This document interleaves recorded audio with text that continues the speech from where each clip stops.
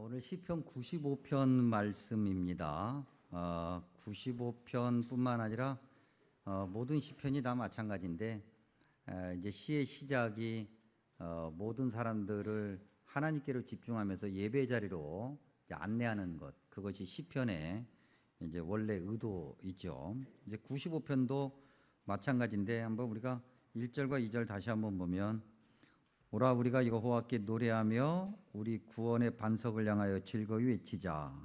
우리가 감사함으로 그 앞에 나아가며 시를 지어 즐거이 그를 노래하자. 찬송과 경배, 예배의 자리로 사람들을 초대합니다. 그러면서 이제 시편을 조금 더 읽다 보면 8절 이하에 광야 40년, 이스라엘 백성들, 하나님의 백성들의 광야 40년을 소환하면서 무리바와 마사 이야기를 합니다. 무리바와 마사가 사실은 같은 지역이에요. 그리고 같은 내용입니다. 근데 시편 95편이 이걸 굳이 무리바 또는 마사 이렇게 나누어 놓은 것은 어떤 의도가 있을 텐데, 먼저 8절 후반부에 보면 마음을 완악하게 했다라고 하는 거 있잖아요. 마음을 완악하게 했다. 8절 후반부에 이건 민수기 20장에 기록된 무리바 사건을 염두하고 있는 거예요. 그 다음에 이제 9절 후반부에 나를 바꿔 얘기하면 여호와 하나님을 시험하고 조사했다. 이건 마사라는 단어로 표현되는데, 이건 출애굽기 17장을 염두하고 있는 거예요. 그런데 시편 95편이 하나님의 백성들을 예배 자리로 초대하면서 야 기억해봐, 출애굽기 17장 그 사건, 그 다음에 민수기 20장의 그것 내내 같은 자리에서 비슷한 같은 내용인데 뭐라고 강조하는 점이 좀 달라요. 그래서 그 단어가 이제 마사, 무리바 이렇게 표현되는 건데, 먼저 출애굽기 17장에 있는 어떻게 보면 마사의 그 단어에 담겨 있는 95편의 의도 보면 9절 후반부 다시 볼까요? 여호와 하나님을 시험하고 조사한 그 내용. 이스라엘 백성들이 홍해를 건너고 광야에 진입하자마자 곧바로 마실 물이 없다고 불평합니다. 사실은 얼마 안 됐어요. 홍해를 건너고 광야에 진입하고 이 시간이 아무리 길어도 3개월이 안 된 때예요. 그러니까 지금 출애굽기 17장에 있는 이스라엘 백성들은 애굽에서 소위 10가지 재앙, 그 다음에 홍해를 건넜을 때 하나님의 놀라운 은혜와 능력, 이걸 몸으로 경험한 사람들이에요. 불과 얼마 전에. 그랬는데 광야에 진입하자마자 마실 물이 없으니까 마실 물이 없다고 불평하기 시작합니다. 그리고 중요한 이야기, 부정적인 의미에서 중요한 얘기를 출애굽기 17장 7절에서 그들이 하는데, 뭐라고 얘기하냐면 그들이 여호와를 시험하여 이르기를, 이때 여호와를 시험한다고 하는 것은 여호와를 테스트한다라고 하는 건데, 테스트한다라고 하는 그 의도가 뭐냐면 우리 중에 여호와께서 계신가 안 계신가 했다 그랬어요.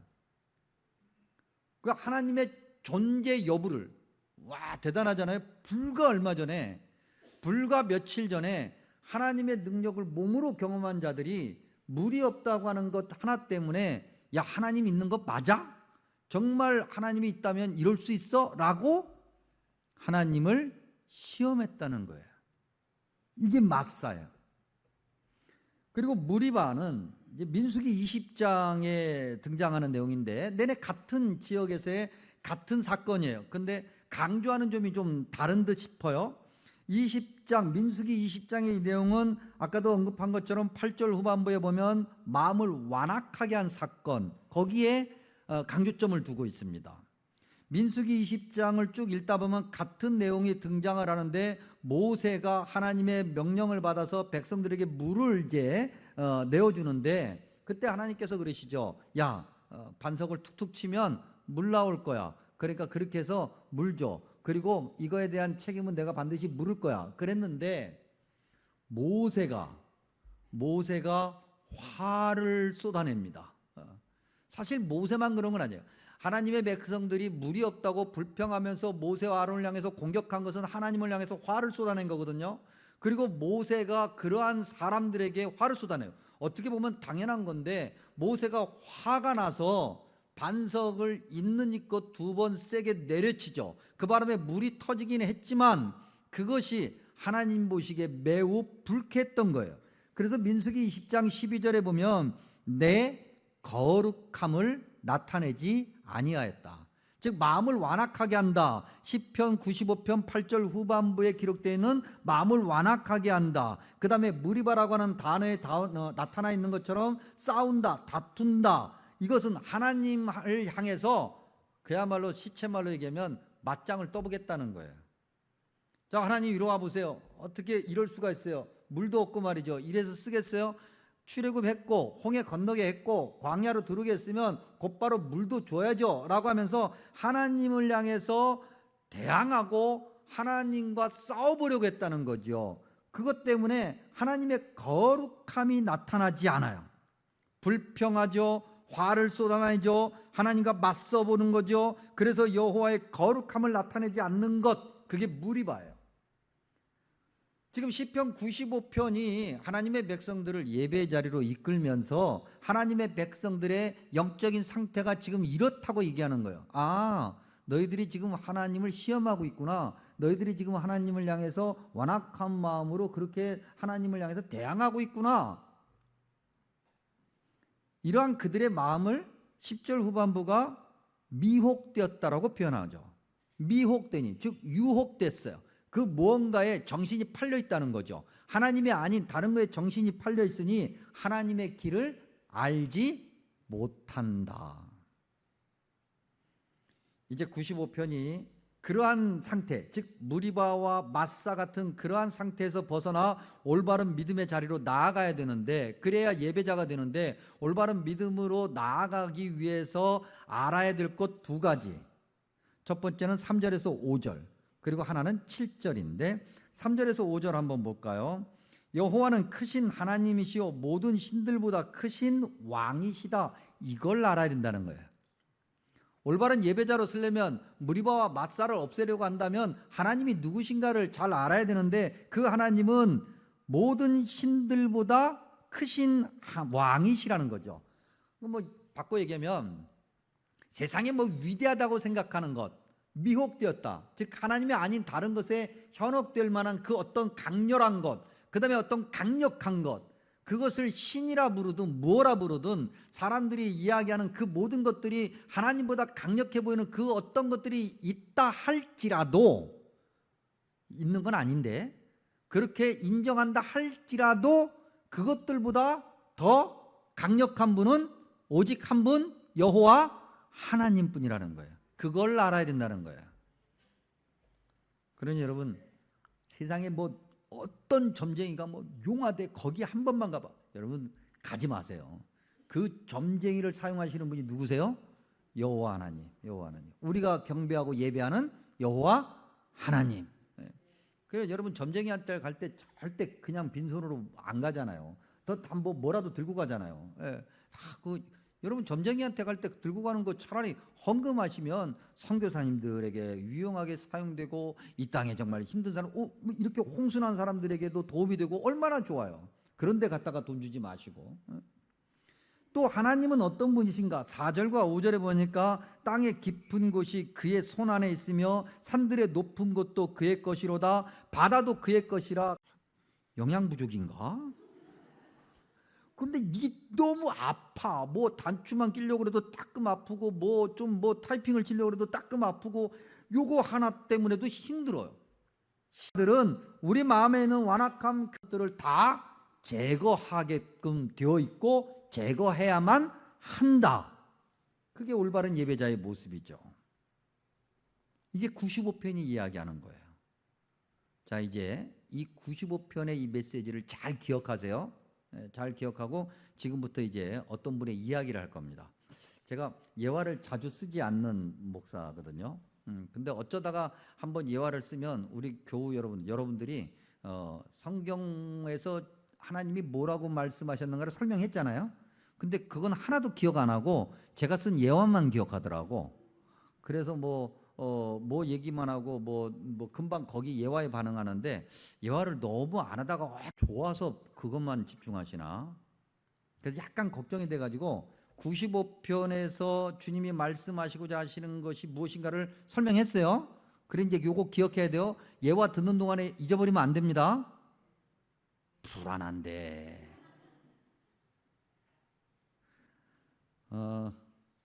이제 우리나라 구약학계에 아주 훌륭한 학자분이 한 분 계셨습니다.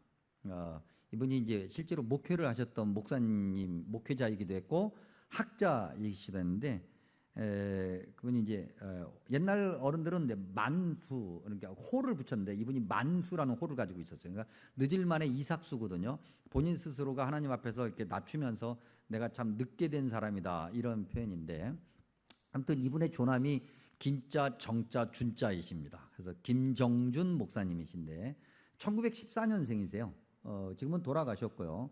뭐 오래 되셨습니다. 67세로 81년에 돌아가셨는데 이분이 굉장히 한국 어떤 신학계 그다음에 목회자들에게 굉장히 울림이 되는, 그래서 아마 여러분들이 나중에 끝에 가면 한번 이제 어떤 예를 하나 그분의 고백을 하나 언급할 건데 여러분들이 한 번쯤 다 들어보셨을 그런 유명한 고백을 이분이 하신 분이에요. 이제 이분이 이제 1914년에 태어나셨으니까 얼마나 우리나라가 어려운 시기잖아요. 그런데 그때도 이미 이 조선 반도에 복음이 들어와 있을 때입니다. 그래서 이분의 어머니가 예수님을, 선교사를 통해서 예수님을 영접해요. 아마도 호주 장로교 선교사였던 것 같은데, 그래서 이 김정준 목사님을 이렇게 임신했을 때부터 이제 교회를 데리고 다닙니다. 그러니까 김정준 목사님은 모태신앙이세요. 그리고 이제 그가 호주 장로교 선교사의 도움을 받아서 이제 공부를 하게 생략하고, 그래서 좀 늦게 공부를 마쳤지만 이렇게 저렇게 공부를 다 마치시고 32세가 되었을 때 조금 늦게 결혼도 하셨고, 그다음에 이제 32세가 됐을 때 이제 목회를 시작하게 됐어요. 그런데 여러분 그때 당시 우리나라에 창궐했던 여러 가지 어떤 전염병 중에 하나가 뭐였냐면 폐결핵. 다 그때뿐만 아니고 불과 몇십 년 전만 해도 결핵이 완전히 퇴치가 되지 않아 가지고 우리 여러분들 결핵 우표 같이 생긴 것도 막 팔고 그러지 않았습니까? 예? 예. 굳이 제가 그 단어는 안 쓰고 고급스럽게 결핵 우표라고 그랬는데 그걸 팔았죠. 어쨌든 맞습니다. 그런데 그때 당시는 이제 결핵 하면은 다 죽는 거예요. 그냥 다 본인만 죽는 것이 아니라 본인과 얘기한 모든 사람, 이게 다 호흡기로 이렇게 저기 하는 거니까 모두가 다 죽는. 그래서 동네에 결핵 환자가 생기면 격리해야 돼요. 왜냐면 동네가 다 죽어버리니까. 그런 때죠. 이분이 사실 32세 전에도 결핵이 있었는데 32세 목회를 이제 막 시작하고 목회를 하는 중에 결핵이 심해졌어요. 그래서 이제 병원에 갔더니 이미 결핵이 다 폐를 다 이제 덮쳐서 폐 한쪽은 아예 없고요. 그다음에 한쪽 있는 폐도 4분의 1만 이제 남게 된 거예요. 그러니까 당시 이제 마산에 국립요양병원이 있었는데 이제 거기에 입원을 하시게 되면서 의사가 뭐라고 그러냐면 당신은 오래 살아봐야 3개월이다. 그러니까 이제 죽을 거예요. 그도 그럴 것이 요즘같이 의학이 발달되어 있는 시대에도 폐가 4분의 1밖에 없으면 이게 좀 힘들거든요. 그런데 당시에 폐가 4분의 1밖에 없고 그다음에 결핵이니까 계속해서 기침을 하고 각혈을 하니까 죽는다고 그랬어요. 근데 마산에 그때 병동이 1, 2, 3, 4, 5, 6병동이 있었는데 6병동은 이제 좀 표현이 그렇습니다만 이제 곧 죽을 사람들만 모아놓은 거예요. 그 6병동 안에서도 문간에 있는 침대에 있는 환자는 이제 오늘 죽어도 이상할 것 없는 그런 분들만 모아놓은 거죠. 그래서 거기는 의사 간호사들도 접근하기가 어려운, 죽으면 찾아가는 그런 병동이었어요. 그 얼마나 32세 나이에 젊은 나이에 얼마나 한스럽게 방금 전에 결혼해서 이제 신혼에 참 젖어 있는 그런 목사님이 너무나도 실망스러운 거죠. 그래서 하나님을 향해서 원망하기 시작해. 나 아무것도 안 할란다.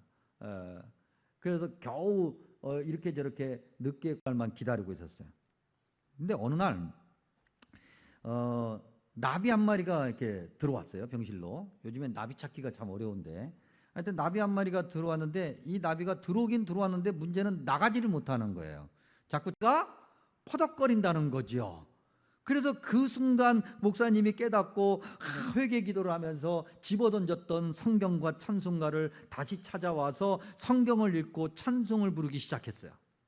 근데 목사님이 성경을 읽고 찬송을 부르기 시작하니까 병동에 있는 사람들이 하나 둘씩 모여들기 시작하는 거예요. 여러분 한번 상상을 해보세요. 결핵 환자는 절대 누구하고도 대화하면 안 돼요. 근데 결핵 환자들끼리 잔뜩 모여가지고 찬송을 해요. 조금 있다 성경을 같이 읽고 같이 통성으로 기도를 해요. 병원이 발칵 뒤집힌 거예요. 절대 그러면 안 되는 일이죠. 안 그래도 이 사람들이 모여 있는 것이 불안하게 그지없는데, 그렇게 여러분 우리가 불과 얼마 전에 코로나 기간 동안에 모이면 안 된다고 다 떨어뜨려 놨잖아요. 근데 이거 코로나하고 비교가 안 되는 폐결핵이라고. 그런데도 그거하고 상관없이 목사님과 그 목사님을 주변으로 몰려든 사람들, 사실 목사님이 그러려고 그랬던 건 아니에요. 혼자 하나님께 감사해서 회개 기도하고 찬송하고 말씀을 보는데 사람들이 몰려들기 시작한 거예요. 그래서 그렇게 열심히 찬송하고 열심히 주님을 예배하기 시작했어요. 그리고 목사님이 또 깨닫는 거죠. 아, 이렇게 주님을 예배하는 예배자로 주님이 나를 부르셨는데 내가 주님이 원하시는 것이 무엇인가를 알아야 되겠다. 그리고 주님이 원하시는 삶을 살아야 되겠다라고 해서 이제 폐결핵 환자들을 돌보기 시작합니다. 의사 간호사들도 접근하지 않는 육병동이에요. 아무도 찾아가지 않아요. 근데 그런 환자들의 대소변을 받아주고 물수건으로 그들을 닦아주고 정말 기도도 해주고 그들에게 찬송도 불러주고 이런 일들을 목사님이 하시기 시작했어요. 물론 그 사이에 돌아가시는 분들도 있어서 임종 예배도 목사님이 집례하기도 하고, 그리고 시편 1편부터 150편까지를 그분이 날마다 묵상하면서 외우기 시작하고 암송하기 시작하면서 하나님을 그렇게 찬양하기 시작했어요. 의사는 3개월밖에 못 산다고 그랬는데, 그리고 실질적으로 그의 건강 상태가 3개월밖에 못 살, 오늘 죽어도 이상할 것 없는 그런 건강 상태였는데, 그렇게 목사님이 주님을 하루하루 예배하면서 폐결핵 환자들을 돌보기 시작한 지가 3년이 된 거예요. 그리고 어느 날 그분이 완전히 나아서 그 마산 국립요양원을 퇴원하게 됩니다. 나중에 사람들이 물어봅니다. 어떻게 그렇게 기적적으로 살아나셨느냐? 그랬더니 이제 한국교회 아주 유명한 대답을 그분이 하시는데, 내가 요양원에 있으면서 약이란 약은 다 먹었다. 구약과 신약을 먹었다. 구약과 신약을 다 드신 거예요. 그래서 그분이 건강하게 나을 수 있었다. 여러분, 그분이 폐결핵으로 하나님을 원망했던 그때 그 마음 안에는 무리바와 바사가 있었던 거죠. 하나님을 향해서 원망했던 것 말이죠. 나비를 보고 하나님의 은혜를 깨달았던 것은 하나님이 누구신가를 알게 되었던 것이고, 창조주 하나님 앞에서 나는 어떤 존재인가를 알게 되었던 것이고, 그리고 인생에서 가장 중요한 것이 예배라고 하는 것을 그는 마음속 깊이 새기면서 여호와 하나님을 바르게 예배하는 마음과 자세로 평생을 살아야 되겠다고 하면서 그가 하루하루 예배자로, 내가 10년, 20년, 30년 후에 내가 뭐라 이런 생각을 한 것이 아니라 그저 하루하루 예배자로 살다 보니 67년을 산 거예요. 3개월밖에 못 산다고 그랬는데,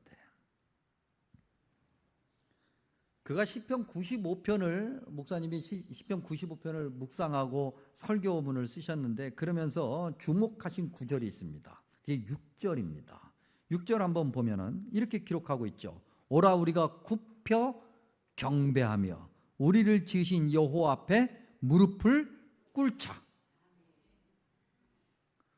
목사님이 이 구절에서 굉장히 정말 무릎을 탁 치시면서, 그래, 바로 이거야. 성경은 지극히 동양적이었다는 거죠. 지극히 우리 문화였다고 하는 거죠.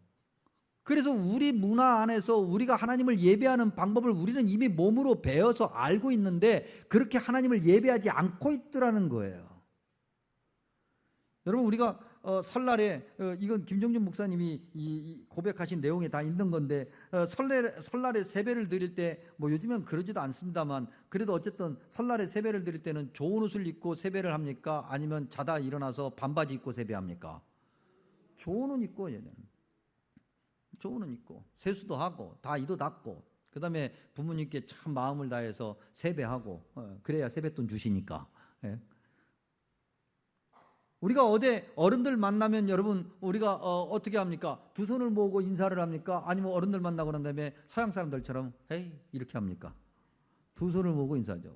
만약에 요즘 시대가 뭐 아무리 뭐 삼강오륜의 질서가 무너졌다고 그래도 어른들 만났는데 다 주머니에다 손 놓고 이러면은 저 어느 집안 온갖 욕이 다 나오죠.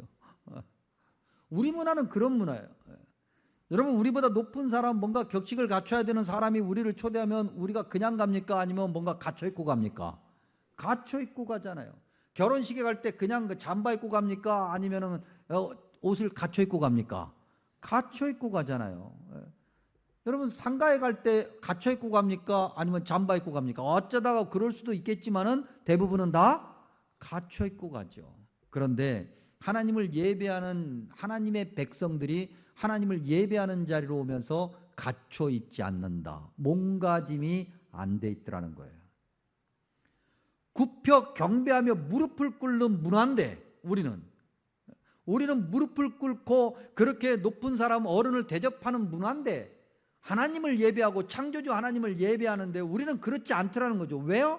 우리 안에 무리바와 마사가 있으니까. 김정준 목사님이 왜 그런가? 이분이 이 고백을 한 것이 70년대 후반이에요. 아주 지금보다도 훨씬 오래전이에요. 근데 이미 그때 한국교회의 영적인 상태가 그렇게 변해가고 있었다고 하는 것을 이분이 보았던 거죠. 한국교회가 왜 이렇게 됐을까? 이렇게 예배에 정말 몸과 마음을 다해서 하나님을 예배하지 않는 이유가 뭘까? 언제부터 그랬을까라고 목사님이 생각해 보니까 한국교회 예배당에 의자가 들어왔을 때부터라는 거예요. 그러고 보니까 그렇죠. 예전에는 여러분 다 마룻바닥에서는 여러분 얼마나 그때는 참 힘들었겠어요. 퇴행성 관절인지도 모르면서 그다음에 류마티스인지도 모르면서 그냥 팔다리 허리 어깨가 다 쑤신 거예요. 그냥 나이 먹으면 다 쑤시나 보다 그렇게 생각했던 그 시절에 마룻바닥에 마룻바닥에 앉아서 예배를 드리면서 여러분 다리 쭉 펴고 예배를 드리신 어르신을 보신 적 있으세요? 모르겠어요. 제가 너무 어렸을 때라서 그런가요? 저는 그런 어른을 본 적이 없어요. 적어도 제 기억에는. 어쩌다가 그런 어른이 있다고 그러면 그건 너무나도 부끄럽고 미안한 거기 때문에 저쪽 구석에 가가지고 남들 볼까 봐 정말 조심스러운 자세로 그렇게 한쪽 구석에 그야말로 처박혀 있죠. 근데 그렇지 않고 전부 다 정말 예배를 드릴 때 최소한 양반 자세든지 아니면 반드시 무릎을 꿇고 예배했는데 어느 순간 한국교회 의자가 들어오면서부터 다리를 꼬고 앉고 의자에 손을 걸치고 이렇게 예배를 드리기 시작했다. 물론 의자를 다 치워야 된다는 얘기를 하는 건 아닙니다. 우리가 정말 하나님을 예배하는 올바른 믿음의 마음을 가지고 있고 믿음의 고백이 있고 우리 안에 있는 무리바와 마사가 없고 창조주 하나님이 누군지를 알며 창조주 하나님이 아니면 우리는 단 한순간도 존재할 수 없는 그런 연약한 사람이란 걸 정말 바르게 고백한다면 몸가짐이 달라질 거라는 거예요. 근데 그렇지 않더라는 거죠. 우리는 지금도 예배를 드리면서 하나님과 맞서 싸우려고 해요. 하나님이 있는지 없는지 시험해 보려고 그래요. 맞사, 무리바. 우리의 경험과 생각과 주장과 우리의 편리와 편의와 심지어는 우리의 지식이 앞서가죠. 그러면서 이렇게 해야 된다고 저렇게 해야 된다고 그렇게 하나님을 예배하는데 어떤 타협점을 가져요. 그것이 무엇이든지 의자든지 그것이 무엇이든지 우리 안에 있는 마사와 무리바 주님을 예배하는데 걸림돌이 되는 그런 것들을 제거하고 없애버려야 된다. 의자를 치워야 된다는 거죠. 김정준 목사님처럼 하루하루 매일매일 예배자로 살기를 간절히 소망합니다. 인간이 정한 대로가 아니라, 사람이 정한 대로가 아니라 하나님이 정하신 대로 그렇게 살다 보면 어느 날 주님이 정하신 날 주님의 방식대로 11절에 기록된 그대로 주님의 안식에 들어갈 것입니다. 귀한 은혜가 저와 여러분 가운데 예배자로서 살아가는 저와 여러분 인생 가운데 가득하기를 축복합니다. 기도하겠습니다. 참으로 좋으신 아버지 하나님, 주님이 아니면 단 1초도 존재할 수 없는 자임을 다시 한번 고백합니다. 그럼에도 주님, 우리가 여전히 교만하고 또 죄가 많고 주님 앞에서 뭐라도 된 것인 양 그렇게 뻣뻣한 것을 고백합니다. 부끄럽습니다. 주님 용서하시고 주님을 향해서 온 마음으로 엎드려 순종하며 바르게 예배하는 자로 살게 하여 주옵소서. 그렇게 하루하루 예배자로 살게 하시고 주님이 어느 날 정하신 주님의 시간 안에 주님 안식에 들어가게 하여 주옵소서. 예수님의 이름으로 간절히 기도하옵나이다. 아멘.